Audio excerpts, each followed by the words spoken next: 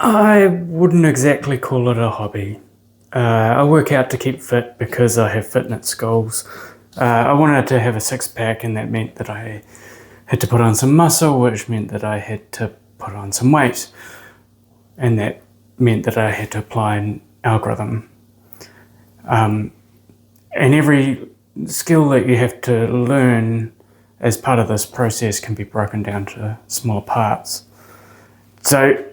And I think the insight for software development here is that you can break your problems into small parts. Every single outcome you want can be broken down into primitive activities. And that's the one pure essential thing about software development and programming specifically. Big problems can be broken down into smaller problems and broken down again and again until you reach primitive problems.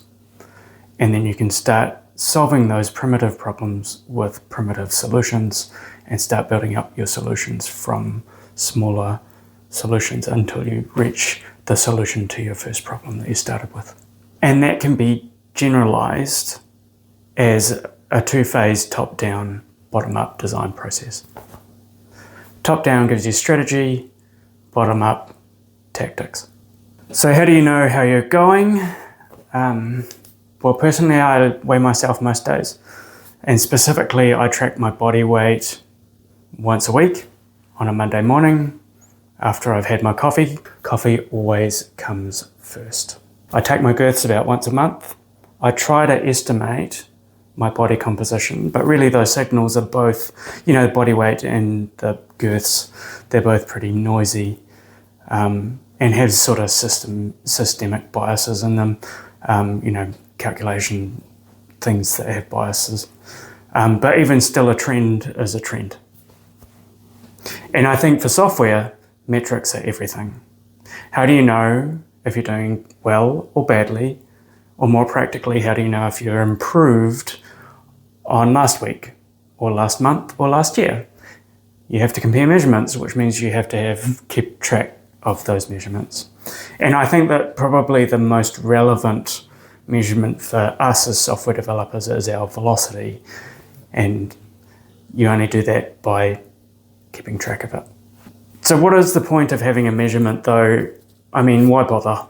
I mean, I've run a few years of periodized training.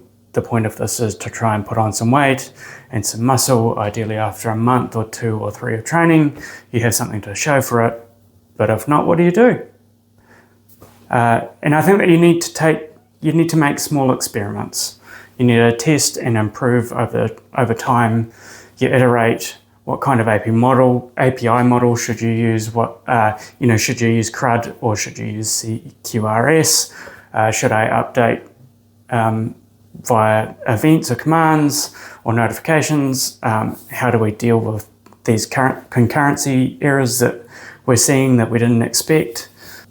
You have to try things and change. I know there's an urge to keep standards and practices in your software the same, but it assumes that you knew the best way to build software from the outset, and you don't. You don't. Trust me. There are so many things to consider that you haven't, that you don't possibly know whether or not they should apply in your particular little zone of development in your organization. And you'll learn things. You'll learn things, and your opinions about what's best for you and your team are going to change, and that's okay. Here's one that goes in the other direction. I hate to give estimates, but basically every time I'm asked to estimate big, important work, I'm wrong. On average, everything takes longer than you think. No, even longer than that. So what can we learn about your gym training from that? Well, everything takes longer than you think. In 2021, I had a plan to put on 10 kilos in a year, and that would have made me about 80 kilos. It took me 2 years, and then I thought I was going to slim down to get a six-pack. I got down to about 17% body fat, which isn't quite right for a six-pack, no six-pack. I went back up to 80 kilos, busted my back, had to have spinal surgery, started putting on fat even when I was on a diet while I was recovering. I went on a diet for 18 months and now I'm back down to 65 kilos. And for the first time in my life, I have some visible abs, which is what I wanted in the first place. But it took me 5 years. So the final thing that I'll tell you about software development and about gym training is consistency and persistence pays off. Keep cranking, keep doing the reps, keep experimenting, and you'll succeed. If this was helpful, please like or comment, and I'll talk to you next time.